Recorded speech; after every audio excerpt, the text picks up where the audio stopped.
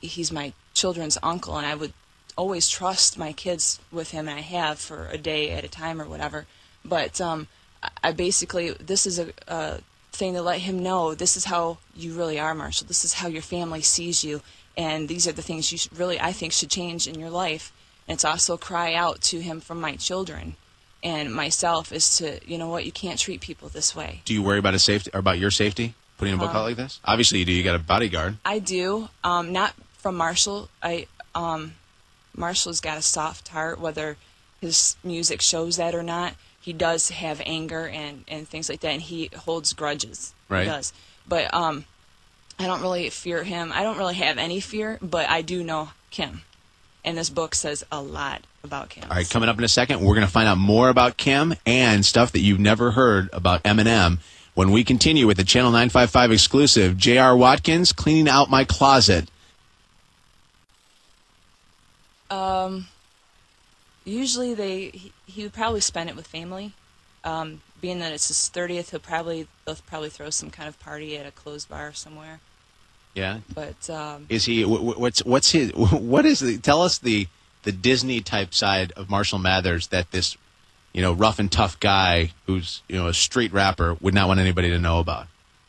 Does he have like model airplanes at home, or does he stamp collection? Actually, his favorite thing is like Spider-Man comic books and things like that. And he's really? He's got like an 8-foot Spider-Man statue in his rec room, And he's a big kid. Does he ever dress up as Spider-Man? Not around me, he hasn't. But I wouldn't put it past him. In the video, right? All right, I got to ask you a question. All right, he did Batman in the video, right? He's his own little superhero, yeah. We don't know. Yeah. All right, 628. J.R. Watkins is in with us. You don't fear Eminem as much as with this book coming out, as much as you fear Kim.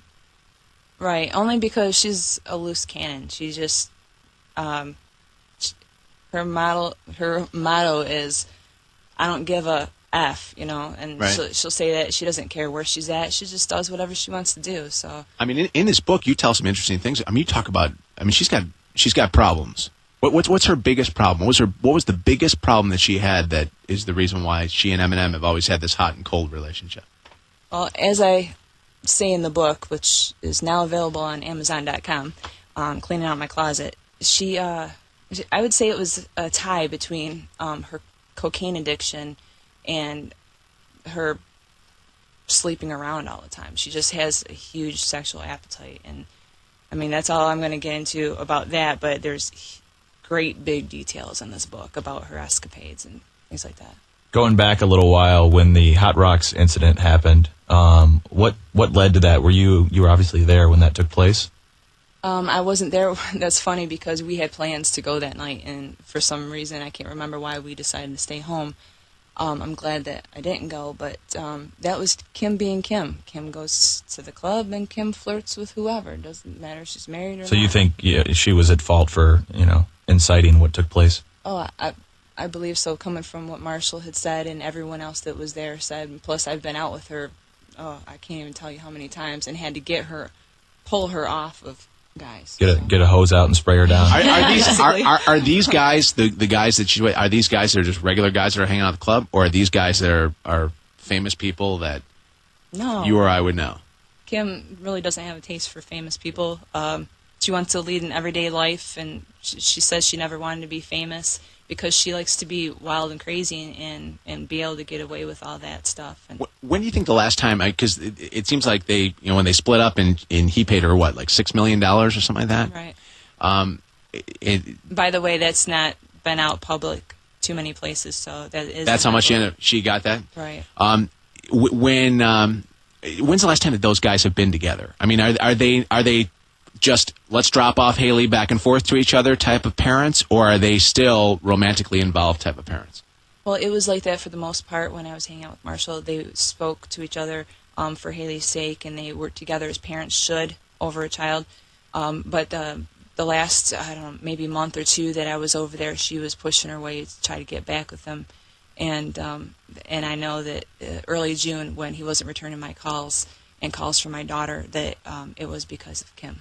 Because they were back together again. Right, she was staying at the house again. And what is her problem with you then?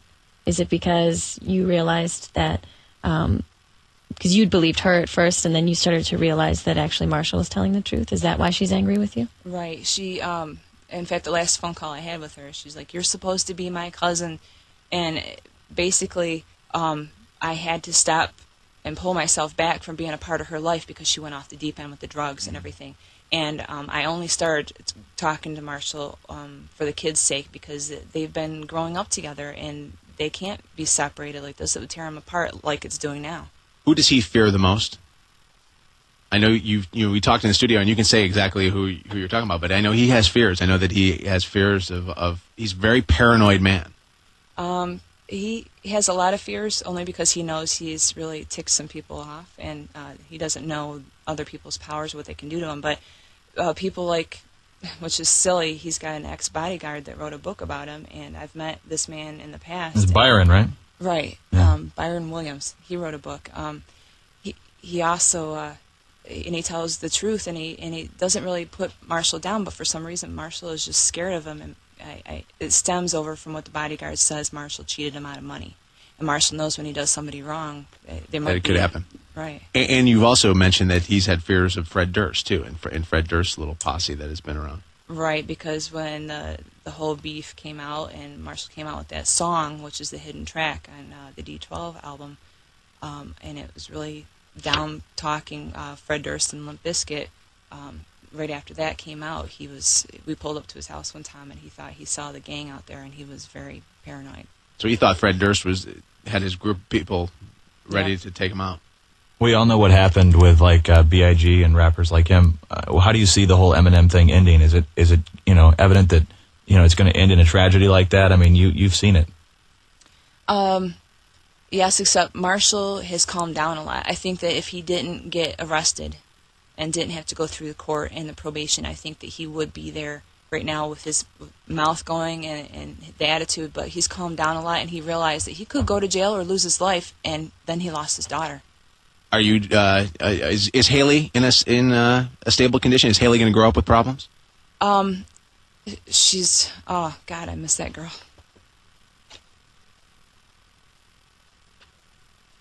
I know that. Unfortunately, she's got a mother like Kim, and the constant fighting that's going on, and mixed with all the money, and she can have just basically whatever she wants. I'm afraid she's going to end up with some problems, but hopefully maybe he'll snap out of, get his head out of his butt and realize what kind of dad he needs to be for Hailie's sake. Are you depicted in the movie 8 Mile? No. No? Not at all? Are you looking forward to seeing it?